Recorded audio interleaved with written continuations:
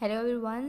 आज हम स्टार्ट करने वाले हैं हमारा इंट्रोडक्शन ऑफ जीएसटी एक्ट 2017। तो ये हम समझेंगे कि जीएसटी एक्चुअली है क्या, गुड्स एंड सर्विस टैक्स है क्या। साथ में हम ये समझेंगे कि जो जीएसटी है उसके क्या क्या फ़ीचर्स हैं या क्या बेनिफिट्स हैं, क्या फ़ीचर्स हैं।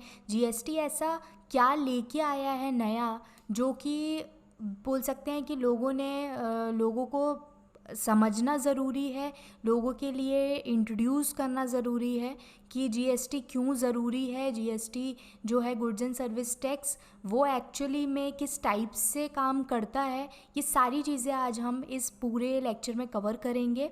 और हम स्टार्ट करते हैं हमारा GST goods and service tax. Goods and services के ऊपर ये टैक्स लगता है, इसलिए इसका नाम रखा है GST, one nation one tax. And हम लोग ये समझने की कोशिश करेंगे कि गुड्स एंड सर्विस टैक्स, मैं बार बार एक्ट 2017 इसलिए कहती हूँ जिससे आपको ये क्लियर हो कि कहीं ना कहीं हमेशा आप ये याद रखिए कि जीएसटी एक्ट 2017 है, वैसे इनकम टैक्स एक्ट 1961 है। तो ये एक्ट्स लॉज हैं, इसीलिए इनको इसी टाइप से बोला जाता है। अब इसको हम चार क्वेश्चंस में, चार चीज़ों में कवर करेंगे कि जीएसटी जो है वो डिज़ाइन कैसे किया गया, जीएसटी कब से इसके बारे में बात चल रही है, चर्चा चल रही है, जीएसटी को डिज़ाइन किस तरीके से किया गया, इसके साथ क्या इसके मेन फीचर्स है जीएसटी लॉ के, कि किस लिए जीएसटी को लेके आया गया, क्या जीएसटी के बेनिफिट्स हैं, या एडमिनिस्ट्रेशन आईटी नेटवर्क्स कैसे इसके जीएसटी के काम करते हैं, और क्या क्या बेनिफिट्स हैं जीएसटी के जो कि आगे जाके हमें ये समझने में मदद करेंगे। कि हम ये चीज़ समझते हैं कि हम लोग जब अफवाह सुनते हैं तो हमें हमेशा ये समझ में आता है कि भाई सुनी हुई बातों पे बोलते हैं ना, सुनी हुई बातें होती है कि भाई जीएसटी आया तो ऐसा हो गया वैसा हो गया। बट जब तक आप इसके बारे में नॉलेज नहीं लेंगे, स्टडी नहीं करेंगे, तब तक आप नहीं समझ सकते कि जीएसटी क्या है और क्या नहीं है। तो चलिए, सबसे पहले इसका जो लेक्चर है उसका एजेंडा जो है वो ये है कि डिज़ाइन ऑफ जीएसटी कैसे किया गया, जीएसटी का कब से ये बात चल रही है और जीएसटी को लेके आने के लिए कितनी जहद करनी पड़ी, ये हम समझने की कोशिश करेंगे। देखिए यहाँ पे कि एफर्ट्स एंड वर्क डन। अब यहाँ पे देखिए 10 इयर्स से हम ये लेके आने की कोशिश कर रहे हैं, 10 साल से ये चल रहा है कि जीएसटी को लेके आना है, जीएसटी जो है वो स्टार्ट हो, इनडायरेक्ट टैक्सेस इतना ज़्यादा, सारे इनडायरेक्ट टैक्सेस को हटाया जाए, वन नेशन वन टैक्स किया जाए। तो ये 10 साल से हम, जीएसटी आज की बात नहीं है, 2017 में तो जीएसटी आया था और अपॉइंट हुआ था। बट अगर मैं बात करूं कि जीएसटी के बारे में चर्चा कब से चल रही थी, तो 10 साल से चर्चा चल रही थी। इसके बाद 30 सब ग्रुप्स एंड कमिटीज़ जो हैं वो इन लोगों ने फॉर्म किया है जीएसटी को। जो सब ग्रुप्स और कमिटीज़ हैं वो बैठ के उन लोग ने 18,000 प्लस बार जो मैन आवर्स हैं उसमें डिस्कशंस हुए हैं जीएसटी को लेके। इसके साथ साथ बहुत बार 10 इयर्स में मीटिंग्स हुई हैं, 14 ईसी मीटिंग्स हुई हैं, 13 जीएसटी मीटिंग्स हुई हैं 6 मंथ्स में, 175 ऑफिशियल मीटिंग्स हुई हैं जिसमें ये देखा जाता है कि भाई ये एक्ट कैसे लेके आना है, या जीएसटी में क्या क्या चीज़ें होनी चाहिए, क्या अमेंडमेंट्स होने चाहिए, क्या सेक्शंस होने चाहिए, क्या सब सेक्शंस होने चाहिए, कैसे ये पूरे ओवरऑल नेशन पे काम करेगा। 175 प्लस मीटिंग्स भी हुई हैं ऑफिशियल, और साथ में अमेंडमेंट्स भी हुई हैं। देखिए, कॉन्स्टिट्यूशन अमेंडमेंट्स का मतलब होता है एडिटिंग, बहुत बार एडिटिंग लेके आना और लॉ को फिर अप्रूव करवाना, जो है लोकसभा राज्यसभा बिल को पास कराना, ये सारी चीज़ें करते करते अब आप समझ सकते हो कि 2006 जो है, 2006 से जीएसटी के बारे में बात हो रही है, और 2006 से जीएसटी आया कब, 2017 में। ये पूरे एफर्ट्स एंड वर्क डन किए गए जीएसटी में, इस तरीके से ये डिज़ाइन किया गया। इसके बाद ये ऐसे वर्क एंड एफर्ट के थ्रू ये जीएसटी 2017 एक्ट लेके आ पाए हैं। इसके बाद आप देखिए, एग्जिस्टिंग जो हमारा indirect tax structure in India है, एग्जिस्टिंग मतलब जो पुराना हमारा इनडायरेक्ट टैक्सेस चल रहे थे उसमें आप देखिए कितने टाइप के टैक्सेस आपको देने पड़ रहे थे, कितने टाइप के टैक्सेस थे। सेंट्रल टैक्सेस में देखिए कितने सारे थे, स्टेट टैक्स में बहुत सारे थे, इतने सारे टैक्सेस आपको देने पड़ते थे। कई जगह पे टैक्स ऑन टैक्स चलता था, टैक्स के ऊपर टैक्स आप दे रहे हैं। तो ये सारी चीज़ें क्या हुई, जीएसटी के आने से हट गई। बहुत ज़्यादा टैक्स हमको नहीं देने पड़ते, टैक्स ऑन टैक्स नहीं देना पड़ता।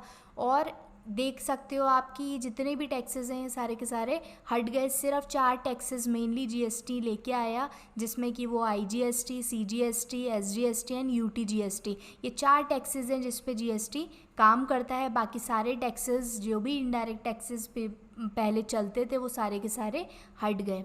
तो एक ये बेनिफिट जीएसटी के आने से हुआ।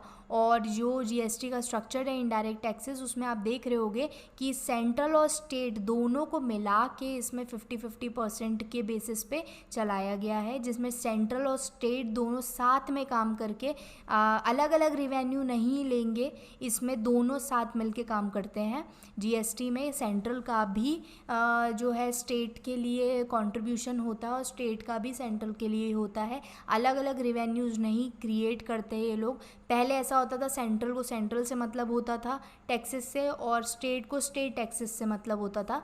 बट जीएसटी में ये दोनों चीज़ों को करेंटली जो पावर है उसको क्या किया गया, बोथ सेंट्रल एंड स्टेट को लेवी कर दिया गया या साथ में लेके आया गया, तब जाके ये जीएसटी स्ट्रक्चर जो है वो फॉर्म हुआ है। सो यहाँ पे आप देख रहे होगे कि एग्जिस्टिंग इनडायरेक्ट टैक्स स्ट्रक्चर इस टाइप से फॉर्म हुआ। अब जीएसटी की अंडरस्टैंडिंग के लिए आपको ये समझना पड़ेगा कि कितने टाइप के जीएसटी होते हैं। जीएसटी में 4 टाइप के टैक्सेस हैं जीएसटी एक्ट में। फर्स्ट है हमारा सीजीएसटी, जिसको हम बोलते हैं central goods and service tax. SGST state goods and service tax. Then IGST integrated goods and service tax and UTGST is union territory goods and service tax. तो अब यहाँ पे आप देख रहे होगे कि ये 4 टाइप के टैक्सेस हैं। अब हमें ये समझना पड़ेगा कि ये टैक्सेस लगते कैसे हैं। ठीक है, आप जो बिल देखते हैं उसमें आपको मैं अभी जो बताऊंगी बात वो बहुत ध्यान से सुनिएगा, जिससे आपको समझ में आ जाएगा कि जो भी इनवॉइस आते हैं उस पर आप कैसे देखते हो उस जीएसटी को, कि ये भाई विद इन द स्टेट है या वन स्टेट टू अनदर है, या कैसे लग रहा है। यहाँ पे आईजीएसटी क्यों है, किसी बिल में आपको आईजीएसटी दिखेगा, किसी बिल में किसी इनवॉइस में आपको यूटीजीएसटी दिखेगा, किसी में एसजीएसटी सीजीएसटी दिखेगा। तो ये किस टाइप से काम करता है, तो अब हम ये देखेंगे। देखिए यहाँ पे रेड कलर का दिखा रहा है, जिसको मैं ये कह रहा है कि रेड में देख रहे हैं स्टेट 1। स्टेट 1 का मतलब है कि हम इसको बोलते हैं इंट्रा सप्लाई। इंट्रा सप्लाई का मतलब होता है विद इन द स्टेट। जो भी सप्लाई हमारी स्टेट के अंदर हो रही है वहाँ पे एसजीएसटी और सीजीएसटी इनवॉइस में आपको दिखेगा। जो भी सप्लाई कहाँ हो रही है विद इन द स्टेट, इसको जो लीगल टर्म है उसमें हम क्या बोलते हैं, इंट्रा स्टेट सप्लाई। तो इंट्रा जो स्टेट सप्लाई है वो हमारी एसजीएसटी और सीजीएसटी। तो जिस भी इनवॉइस में आप क्या देखेंगे एसजीएसटी सीजीएसटी, इसका मतलब है वो within the state SGST और सीजीएसटी का काम हुआ है। इसके बाद आप अगर one state to another state, अब आप देख रहे हो कि स्टेट 1 से जो भी आप सप्लाई करते हो स्टेट 2 में, मतलब one state to another state, उसको हम बोलते हैं inter state supply. Inter state supply का मतलब क्या होगा कि आपने supply one state to another state की है। ओके, तो one state to another state जब भी आप सप्लाई करते हो तो वहाँ पे आपकी कौन सा टैक्स लगता है, IGST integrated goods and service tax. तो ये आपका one state to another state पे लगता है, जिसको लीगल टर्म में हम क्या बोलते हैं, इंटर स्टेट सप्लाई। ओके, तो ये आपके पास सेकंड बात हो गई, मतलब विद इन द स्टेट जितने इनवॉइसेज हो उसमें कौन सा टैक्स लगेगा, SGST and CGST, state goods and service tax and central goods and service tax. But अगर आपने one state to another state कोई भी सप्लाई करा तो वहाँ कौन सा टैक्स लगेगा, इंटर स्टेट सप्लाई कहलाई जाएगी वो, और कौन सा लगेगा, IGST integrated goods and service tax. तो यहाँ तक की बात समझ में आ गई। अब देखिए यहाँ पे आता है यूनियन टेरिटरी विदाउट लेजिस्लेशन। अब यूनियन टेरिटरीज यूटीज़ क्या होती है, यूनियन टेरिटरीज जहाँ पे स्टेट लेजिस्लेशन नहीं होता, वहाँ पे जहाँ पे सेंट्रल का ज़्यादा रोल होता है, स्टेट का नहीं होता, तो वहाँ पे आता है, उनको हम क्या कहते हैं, यूनियन टेरिटरीज़। तो जो यूनियन टेरिटरीज़ हैं उनमें UTGST लगता है। Within the union territory अगर काम हो रहा है तो वहाँ पे UTGST प्लस CGST लगेगा। UTGST मतलब union territory goods and service tax plus CGST central goods and service tax. तो यूटीज़ में आपको बात समझ में आ गई होगी। अगर यूटीज़ के विद इन यूटीज़ के अंदर कुछ भी काम या कुछ भी सप्लाई हो रहा है तो CGST प्लस UTGST लगेगा। अगर यहाँ पे आप देख रहे हो ग्रीन टू ब्लू, जो ग्रीन है वो स्टेट 2 है और वो कहाँ पे डील कर रही है, सप्लाई कहाँ पे कर रही है, यूटीज़ में, है ना। जो स्टेट 2 है वो कहाँ सप्लाई कर रही है, यूटीज़ में। तो यूटीज़ में अगर आप सप्लाई करोगे, दूसरी स्टेट यूटीज़ में सप्लाई करेगी तो वहाँ पे IGST ही लगेगा, integrated goods and service tax.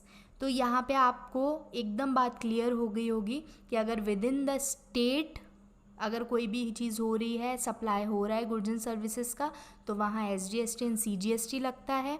अगर one state to another state हो रहा है कोई भी supply of goods and services, वहाँ IGST लगता है, integrated goods and service tax.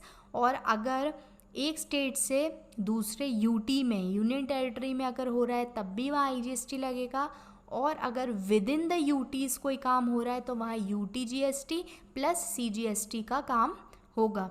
अब यहाँ से आपको इतनी बात तो बिल्कुल क्लियर हो गई, मतलब इंटर, इंट्रा और यूटीज़, इन तीनों के बारे में आपको समझ में आ गया। तो आप इनवॉइसेस आप जब भी देखोगे तो आपको आराम से समझ में आ जाएगा कि भाई ये जो सप्लाई की गई है ये विद इन द स्टेट है, या one state to another state है, या वन स्टेट टू यूटीज़ है, या यूटी के अंदर है। तो ये आपके पास मैंने एक बिल्कुल अंडरस्टैंडिंग आपको दे दी कि CGST, SGST, UTGST and IGST क्या होता है। सो यहाँ तक मेरे हिसाब से आपको बात क्लियर हो गई होगी। सो अब हम जो नेक्स्ट बात करने जाएंगे वो है क्या क्या फ़ीचर्स हैं GST के, क्या मेन फीचर्स हैं GST के, GST को क्यों इतना जो है माना जा रहा है या बेनिफिशियल माना जा रहा है। तो फीचर्स या कैरेक्टरिस्टिक्स हम समझने की कोशिश करेंगे। सबसे पहला है इलेक्ट्रॉनिक मोड। अब यहाँ पे देखिए पेपरलेस हो गया। अब आप एक बात समझो कि अभी जो हम जिस एरा में जी रहे हैं दैट इज़ ग्लोबलाइजेशन। ग्लोबलाइजेशन का मतलब समझते हैं, मतलब हम अब बाहर के लोगों से इंटरेक्शन बहुत ज़्यादा करने लगे हैं। हम मॉडर्नाइजेशन एरा में, ग्लोबलाइजेशन एरा में हैं। अब हम लोग विद इन अपनी कंट्री में सब चीज़ें नहीं करते, अब हम लोग ग्लोबल या फॉरेन कंट्रीज़ के साथ बहुत ज़्यादा डीलिंग में आ गए हैं। तो जब आप फॉरेन कंट्रीज़ के साथ या ग्लोबलाइजेशन एरा में चल रहे हैं तो यहाँ आपको ध्यान रखना है कि आप पेपर वर्किंग ख़त्म हो जाती है। अब पेपर वर्किंग बहुत कम हो गई है। कोई भी फॉरेन कंट्री से FD, आप फॉरेन डायरेक्ट इन्वेस्टमेंट आपने सुना होगा, जितनी मल्टीनेशनल कंपनीज़ हैं या फॉरेन से जो भी कंपनीज़ आती हैं उनको हमेशा क्या लगता है कि हमको क्या मिले, पेपरलेस वर्किंग। उनको बिल्कुल पसंद नहीं है कि हम लोग बिल्कुल बैठ के क्या कर रहे हैं, पेपर्स पे काम कर रहे हैं। पेपर वर्किंग हमारे यहाँ पहले चलती थी, बट अब जो GST के लिए पोर्टल बनाया गया है वो पूरा पेपरलेस है। आपका सारा काम ऑनलाइन पोर्टल पे हो जाता है GST के। तो ये एक तरीके से एक बिग फीचर है GST का कि ये पूरा इलेक्ट्रॉनिक मोड के ऊपर काम करता है। दूसरा है पेन बेस्ड रजिस्ट्रेशन। आप आराम से, आपका पेन अगर बना हुआ है तो पेन कार्ड के बेसिस पे आप आराम से रजिस्ट्रेशन कर सकते हैं। उसी से आपका आधार भी लिंक होता है, उसी से आपके बैंक स्टेटमेंट्स भी लिंक होते हैं, बैंक्स भी लिंक होते हैं। तो सारी चीज़ें आपकी क्या हो जाती हैं, एक साथ आ जाती हैं। तो पेन बेस्ड रजिस्ट्रेशन है GST में। इसके साथ एग्रीगेट टर्नओवर की अगर हम बात करें, जो भी छोटे ट्रेडर्स हैं 20 लाख तक किसी का अगर एग्रीगेट है तो उनको GST में रजिस्ट्रेशन कराना कंपलसरी नहीं है। अगर कोई भी 20 लाख से कम में है तो मतलब ये जितने भी स्मॉल जो टैक्स पेयर्स हैं, जो जितने भी स्मॉल जो ट्रेडर्स हैं उनके लिए एक बहुत अच्छी बात ये है कि 20 लाख तक उनको कोई टैक्स GST नहीं देना, रजिस्ट्रेशन कंपलसरी नहीं है। मगर 20 लाख से अबव पे जब आप गए तो आपके लिए फिर रजिस्ट्रेशन के लिए आप लाइबल हो जाते हो, वहाँ आपको रजिस्टर करना पड़ता है। तो यहाँ पे हम बहुत आराम से कर सकते हैं कि माइक्रो एंड मैक्रो में कि भाई जो छोटे स्मॉल ट्रेडर्स हैं उनके लिए एक बेनिफिट है कि जीएसटी में उनको रजिस्ट्रेशन कराने की ज़रूरत नहीं है, बट बड़े ट्रेडर्स को जीएसटी में रजिस्ट्रेशन कराना कंपलसरी होता है और करना पड़ता है। इसके बाद वॉलंटरी रजिस्ट्रेशंस होते हैं। अगर कोई फ्रीलांस कैजुअल टैक्स पेयर है जो फ्रीलांस काम कर रहा है, अलग अलग स्टेट्स में काम कर रहा है, टैक्सेबल गुड्स के ऊपर काम कर रहा है, तो वो एक फॉर्मल रजिस्ट्रेशंस ले सकते हैं और वो रजिस्ट्रेशन विद इन जो 1 मंथ या 2 मंथ्स में वो कैंसिल भी हो जाता है और जिस भी स्टेट में फिर हो जाएंगे तो फिर से वो वॉलंटरी रजिस्ट्रेशन अपने आप में कर सकते हैं। तो ये भी एक फैसिलिटी जीएसटी में दी गई है। इसके बाद डीम्ड रजिस्ट्रेशन जो है वो 3 वर्किंग डे में हो जाता है। इनपुट टैक्स क्रेडिट, ये तो सबसे बड़ा इसमें एक बोल सकते हैं कि फ़ीचर है, जो कि इनपुट टैक्स क्रेडिट मतलब इनपुट का मतलब होता है परचेज़ के ऊपर जो भी टैक्स आपने पे किया है वो उसका आपको आईटीसी मिल जाता है, इनपुट टैक्स क्रेडिट मिल जाता है। तो बहुत अच्छी चीज़ है। इससे क्या होता है कि बेनिफिट्स होते हैं, तो कहीं ना कहीं टैक्सेस में अगर बेनिफिट्स होंगे तो आपकी लाइबिलिटी ही कम होगी और आपको फैसिलिटीज़ किसे बुरी लगती हैं, फैसिलिटीज़ किसी बुरी नहीं लगती। तो द थिंग इज़ दैट कि आईटी से अगर इनपुट टैक्स क्रेडिट आपको मिल रहा है तो आपके लिए अच्छा है, आपका बर्डन कम होता है। सो यहाँ पे इनपुट टैक्स क्रेडिट एक बहुत बड़ा फीचर है। इसके बाद हम देखेंगे क्रेडिट अवेल जो है recipient only if invoices match. अब यहाँ पे देखिए जीएसटी में एक चीज़ है कि आईटीसी तभी आपको मिलेगा, रिफ़ंड जो होता है वो तभी आपको मिलता है इनपुट टैक्स क्रेडिट, जब आपने जो भी इनवॉइस डाला है और सामने वाले ने जो इनवॉइस पे डील आप लोगों ने किया है वो मैच हो जाए। अगर मैच नहीं होगा तो आईटीसी मिलना बहुत ज़्यादा मुश्किल हो जाता है। तो यहाँ पे एक बात समझ लीजिए कि जो क्रेडिट अवेल कर रहे हैं आप रिसिपिएंट, जो भी रिसिपिएंट है वो भी रिटर्न जो भरते हैं और जो सामने वाली पार्टी जीएसटीएन 1 भर रही है और जो जीएसटीएन 2 भर रहे हैं उनके इनवॉइसेस को मैच होना बहुत ज़रूरी है। इससे क्या होता है, टैक्स इवेजन, टैक्स की चोरी जो है वो कम हो जाती है, टैक्स का अवॉइडेंस कम हो जाता है। कहीं ना कहीं टैक्स की चोरी जो है वो करना बहुत कठिन हो जाता है, क्योंकि अगर मैच नहीं हो रही हैं चीज़ें तो वो कहीं ना कहीं डिफ़िकल्टीज़ लेके आती हैं। तो जीएसटी से भी बहुत आराम से पता चल जाता है। इसके साथ साथ जीएसटी आपको मंथली रिटर्न्स के साथ साथ क्वार्टरली रिटर्न्स या एनुअल रिटर्न्स की भी फैसिलिटीज़ देता है। अगर कोई भी 20 लाख से अबव है या फिर 5 करोड़ से नीचे है वो लोग जो है वो क्वार्टरली बेसिस भी ऑप्ट कर सकते हैं, मंथली बेसिस पे काम रिटर्न्स करना चाहते हैं तो वो भी कर सकते हैं और एनुअल रिटर्न्स तो आपकी होती ही हैं। तो ये तीनों चीज़ें हैं, ये ऑटोमेटिक भी फॉर्म हो जाती हैं। तो यहाँ पे ये फैसिलिटी हमारे सामने दिखती है हमें। इसके बाद कंपोजिशनल टैक्स पेयर्स जितने भी होते हैं, जो कंपोजिशनल में आते हैं, रेस्टोरेंट सर्विसेज वाले जितने भी हैं, ये सब फाइल करते हैं क्वार्टरली रिटर्न। ये एक अच्छा फीचर है। ऑटोमेटिक जनरेशन्स ऑफ रिटर्न हो जाती हैं। मैंने आपको बताया कि offline tool, online tools, GST का पोर्टल ये इतना ज़्यादा जो है एक तरीके से अच्छा बनाया गया है कि आप आराम से ऑफलाइन हो या ऑनलाइन हो, आप आराम से जो है ऑटोमेटिकली वो जनरेट रिटर्न्स को कर देता है और आप आराम से काम कर सकते हैं। कोई भी अगर नॉन टैक्स फील्ड का है तो भी वो आराम से अपनी रिटर्न्स को फाइल कर सकता है बेसिक नॉलेज के बेसिस पे। इसके बाद फिर है जीएसटी प्रैक्टिशनर। जीएसटी प्रैक्टिशनर का एक एग्ज़ाम होता है। यहाँ पे एक बात समझिए, जो जीएसटी प्रैक्टिशनर है उसका एक एग्ज़ाम होता है। वो अगर आप एग्ज़ाम वो एक्सपीरियंस लोग देते हैं जो टैक्स कंसल्टेंसी काम बहुत टाइम से कर रहे हैं, 3 साल 4 साल मिनिमम एलिजिबिलिटी है, काम कर रहे हैं, वो लोग जीएसटी प्रैक्टिशनर की तरह अपने आप को रजिस्टर करते हैं, एक एग्ज़ाम देते हैं। उस एग्ज़ाम में अगर आप क्वालिफाई हो जाते हैं तो आपको वो assistance of filing of returns के लिए होते हैं। मतलब आप उनके पास जा सकते हैं, जीएसटी प्रैक्टिशनर के पास, वो आपके आराम से नॉमिनल फीस में क्या करेंगे, आपकी रिटर्न को फाइल कर देते हैं। इसके बाद जीएसटी सुविधा प्रोवाइडर्स डीएसपीज़ बनाए गए हैं। वो जो है आपके आराम से आप वहाँ जा सकते हैं और वहाँ पे जाके आप सारी इन्फॉर्मेशन ले सकते हैं कि कैसे क्या काम होगा, कैसे नहीं होगा। जो नॉन इस पर्टिकुलर फील्ड के हैं वो भी इसको पर्टिकुलर काम को आराम से कर सकते हैं। सुविधा केंद्र आपके लिए बनाए गए हैं, तो आप वहाँ पे भी जाके आराम से चीज़ें देख सकते हैं। तो ये इन्फॉर्मेशन भी आपको प्रोवाइड हो जाती है।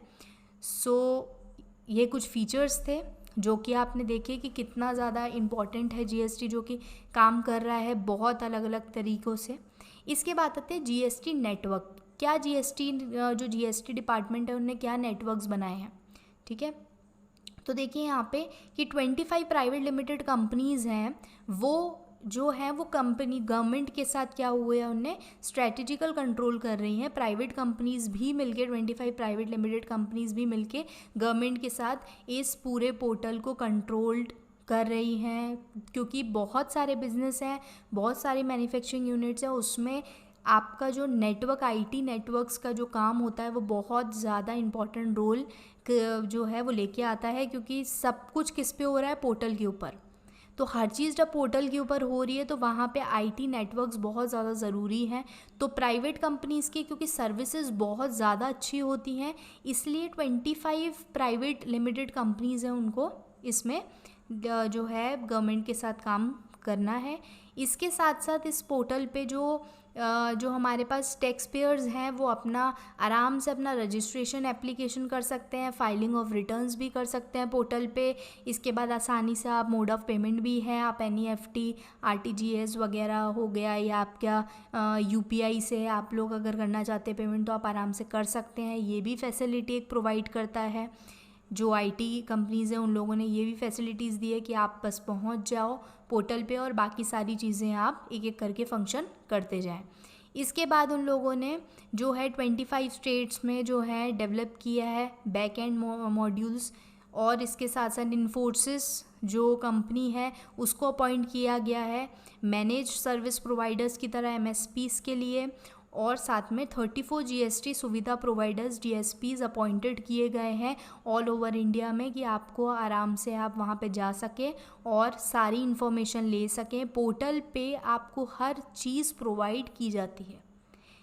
सीधी सी बात समझिए, जो GST डिपार्टमेंट है, गुड्स एंड सर्विस एक्ट जो 2017 है, उसमें एक बात समझिए कि एक स्टडी जो पोर्टल है वो अलग बनाया गया है। जो टैक्स पेयर्स जितने भी हैं वो स्टडी पोर्टल का यूज़ करके आराम से सीख सकते हैं कि GST पे काम कैसे किया जाए, और एक पोर्टल है जो वर्किंग के लिए यूज़ होता है। तो 2 पोर्टल्स हर एक एक्ट में दिए जाते हैं, भले हम इनकम टैक्स की बात करें या हम GST की बात करें। और मैं आपको ये बिल्कुल वेबसाइट्स दे दूँगी कि कौन से आपके स्टडी के लिए बहुत अच्छे रहते हैं पोर्टल, और साथ में आपको ये भी कि वर्किंग पोर्टल की क्या वेबसाइट है। इसके बाद हमारे पास आ जाता है कि ये तो मैंने आपको GST नेटवर्क्स की बात की।